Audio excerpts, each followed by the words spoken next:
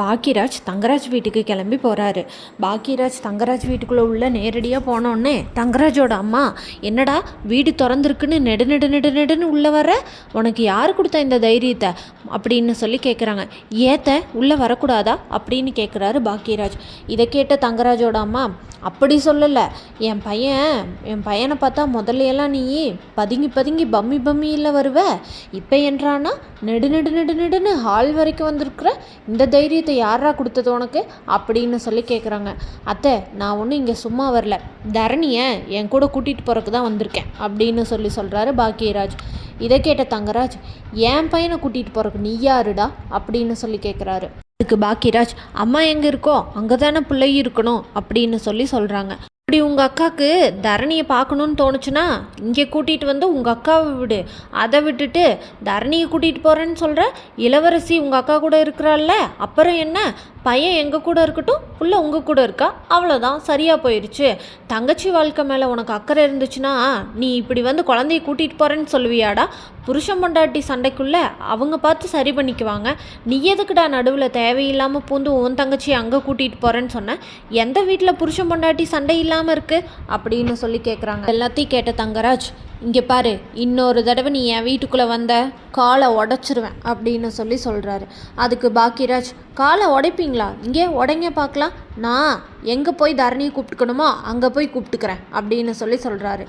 எங்கே போய் கூப்பிடுவேன் அப்படின்னு கேட்குறாரு தங்கராஜ். அதுக்கு நான் ஸ்கூலுக்கு போய் தரணியை கூப்பிட்டுட்டு போகிறேன் அப்படின்னு சொல்கிறாரு. ஸ்கூலுக்கு கண்ட நாயெல்லாம் வந்தால் என் பையனை அனுப்புறதுக்கு நான் என்ன மட்டமான ஸ்கூல்லையா படிக்க வைக்கிறேன் அப்படின்னு கேட்குறாரு தங்கராஜ். இது எல்லாத்தையும் கேட்டுட்டு இருந்த தங்கராஜோட அம்மா, இங்கே பாரு பாக்கியராஜ், ஒழுக்கமாக உன் தங்கச்சியை கொண்டாந்து இங்கே விட்டு வாழ்கிற வழியை பார்க்க சொல்லு, தேவையில்லாமல் அவளை கூட்டிகிட்டு போய் அங்கே வச்சு அவளோட வாழ்க்கையை நீயே வந்து கெடுத்துறாத, சரியா அப்படின்னு சொல்கிறாங்க தங்கராஜோட அம்மா. அதுக்கு பாக்கியராஜ், என்னத்தை சொல்கிறீங்க, என் தங்கச்சி அங்கே சந்தோஷமாக தான் இருக்கிறா அப்படின்னு சொல்கிறாங்க. ஏண்டா இங்கே மட்டும் என்ன உன் தங்கச்சி கஷ்டப்பட்டுட்டா இருந்தா, இங்கே பாரு, இவ்வளோ பெரிய வீடு இருக்குது, கார் இருக்குது, பணம் இருக்குது, பங்களா இருக்குது அப்படின்னு சொல்கிறாங்க. அதுக்கு பாக்கியராஜ், எல்லாம் இருந்து என்ன பிரயோஜனம், புருஷன் இப்படி அடித்தா அடி வாங்குறதுக்கு தான் என் தங்கச்சியை கல்யாணம் பண்ணி கொடுத்துருக்கோமா, அப்படி ஒன்றும் கஷ்டப்பட்டு என் தங்கச்சி அங்கே இருக்க வேண்டாம், அதனால இனிமேல் நான் என் தங்கச்சியை அனுப்ப மாட்டேன் அப்படின்னு சொல்கிறாரு பாக்கியராஜ். இங்கே பாரு, உனக்கு கடைசி சான்ஸ், இன்றைக்கி சாயங்காலத்துக்குள்ளே ரேவதி இங்கே வந்தாகணும், இல்லைன்னா இனிமேல் ரேவதி எப்பயுமே இங்கே வர முடியாது, அதை தெரிஞ்சு எதாக இருந்தாலும் யோசித்து முடிவு பண்ணு அப்படின்னு சொல்கிறாரு தங்கராஜ். இதை கேட்ட பாக்கியராஜ், என் தங்கச்சி என்ன ஆனாலும் சரி நான் அனுப்ப போகிறது கிடையாது அப்படின்னு சொல்லிட்டு அங்கேருந்து கிளம்பி போயிடுறாரு. தங்கராஜோட அம்மா தங்கராஜ்கிட்ட, இங்கே பாரு தங்கராசு, நீ என்ன பண்ணுவியோ ஏது பண்ணுவியோ எனக்கு தெரியாது, ஆனால் உன் பொண்டாட்டி ரேவதி இங்கே வீட்டுக்கு வந்தாகணும் அப்படின்னு சொல்கிறாங்க. தங்கராஜ் உடனே சுரேஷை பார்க்க ஸ்டேஷனுக்கு கிளம்பி போகிறாரு. அங்கே போய் சுரேஷ்கிட்ட, சுரேஷ், நான் ஃபோன் பண்ண நைட்டு நீ எடுக்கலை அப்படின்னு சொல்கிறாரு.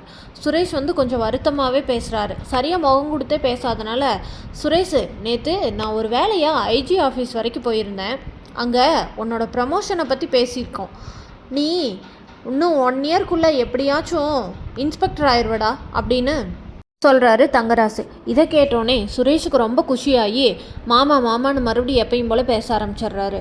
மாமா, நீங்கள் சொல்கிறது உண்மைதானா, நான் உண்மையாலுமே இன்ஸ்பெக்டர் ஆயிடுவேனா, நான் சப் இன்ஸ்பெக்டர் ஆனதுக்கு காரணமே நீங்கள் தான் மாமா, என்னால் நம்பவே முடியல அப்படின்னு சொல்கிறாரு. அதுக்கு தங்கராஜ் இருந்துட்டு, அவங்க உன்னோட ப்ரமோஷனை பற்றி என்னமோ பேசுனது 2 நிமிஷம்தான், ஆனால் உன் வீட்டு பிரச்சனையை பற்றி பேசுனது, உன்னோட சஸ்பெண்டை பற்றி பேசுனது, அது இதுன்னு பேசுனது 1 மணி நேரம் பேசினாங்க, ஆனால் நான் எதேதோ சொல்லி அவங்கள கன்வின்ஸ் பண்ணிட்டு வந்திருக்கேன், எப்படி இன்னும் 1 இயர்க்குள்ளே உனக்கு இன்ஸ்பெக்டர் போஸ்டிங் வந்துடும், அதுக்கான ஏற்பாடுகளை நான் பார்த்துக்கிறேன், என்ன நம்பு அப்படின்னு சொல்கிறாரு. அதுக்கு சுரேஷ், ரொம்ப தேங்க்ஸ் மாமா, டீ சாப்பிட்றீங்களா காஃபி சாப்பிட்றீங்களா அப்படின்லாம் கேட்குறாரு. சரி சுரேஷ், உங்கள் அக்காவை அடித்தனால நீ எப்படி என் மேலே கோவமாக தான் இருப்பேன்னு தெரியும், சரி நான் கிளம்புறேன், உங்கள் அண்ணன் வந்து தரணியை கூட்டிகிட்டு போகிறேன் அப்படின்னு சொல்கிறான், அவனுக்கு சொல்லி புரிய வை அப்படின்னு சொல்லிட்டு போகிறாரு. நான் சொல்கிறேன் மாமா அண்ணங்கிட்ட அப்படின்னு சொல்கிறாரு.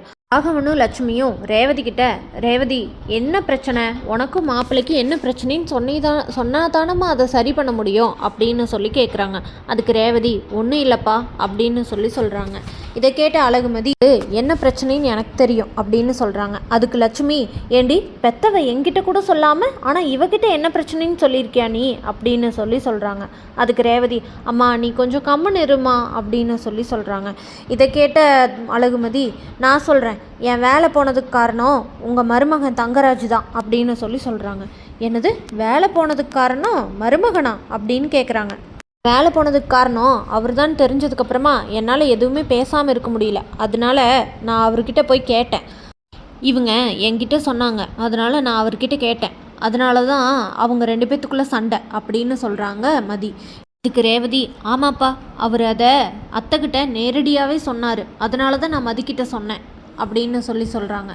இதை கேட்ட ராகவன், அதுக்கு நீ ஒன்றும் மாப்பிள்ளைகிட்ட போய் ஒன்றும் சண்டை கிண்டை போடலையே அப்படின்னு கேட்குறாரு. அது எப்படி நான் சண்டை போடாமல் இருப்பேன், என் வேலையை அவர் பறிச்சாரு, அதனால நான் அவர்கிட்ட போய் சத்தம் போட்டேன் அப்படின்னு சொல்கிறாங்க அழகுமதி. இதை கேட்ட லட்சுமியும் ராகவனும் ஷாக் ஆயிடுறாங்க. லட்சுமி உடனே, அதானே பார்த்தேன், இந்த வீட்டில் எந்த பிரச்சனை வந்தாலும் அதுக்கு காரணம் நீயா தானே இருப்ப, இந்த வீட்டில் யார் அடி வாங்கினாலும் அதுக்கு நீ தான் காரணமாக இருப்ப அப்படின்னு சொல்கிறாங்க. அதுக்கு உடனே அழகுமதி, அது என்ன எல்லாத்துக்கும் என்னையவே சொல்கிறீங்க, உங்கள் மருமகன் என் வேலையை பறிச்சாருல்ல, அதை உங்களால் கேட்க முடியல, என்னையை மட்டும் நீங்கள் கேட்பீங்களா அப்படின்னு சொல்லிட்டு உள்ளே போயிடுறாங்க.